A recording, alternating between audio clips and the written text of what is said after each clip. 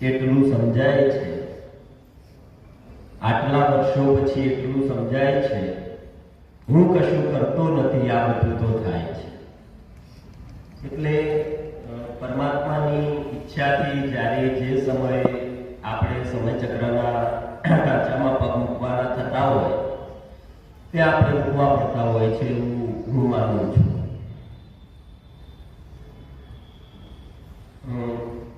એક ડિલેમાં આજે છે મનમાં મેં સંબોધન કોઈને નથી કર્યું, જાણી જોઈને નથી કર્યું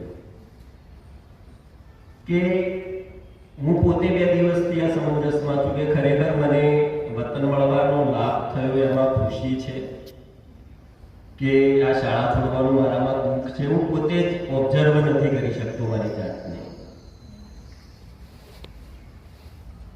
અને એના કેટલાક ચોક્કસ કારણો છે.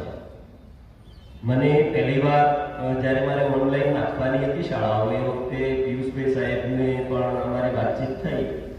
મેં કીધું નક્કી નથી કરી શકતો શું કરું.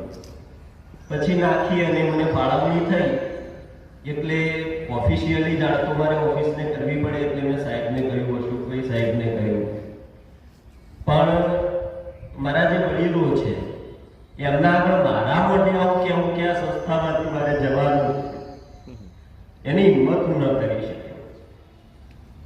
ડોક્ટર સાહેબનો ફોન આવ્યો મારા પર, મેં જાણી જોઈને કટ કર્યું હતું, સોરી સાહેબ.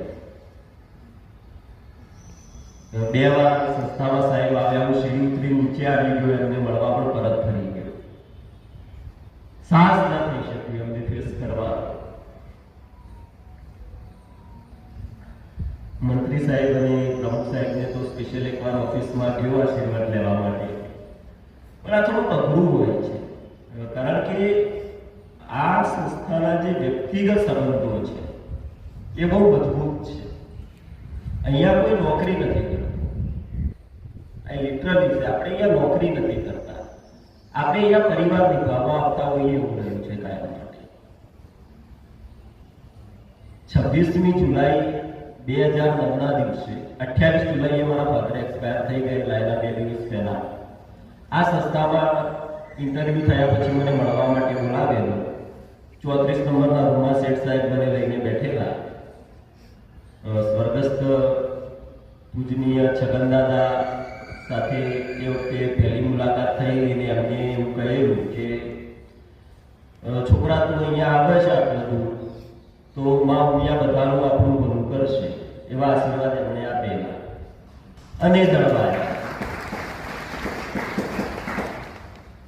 પછી મને કહેવા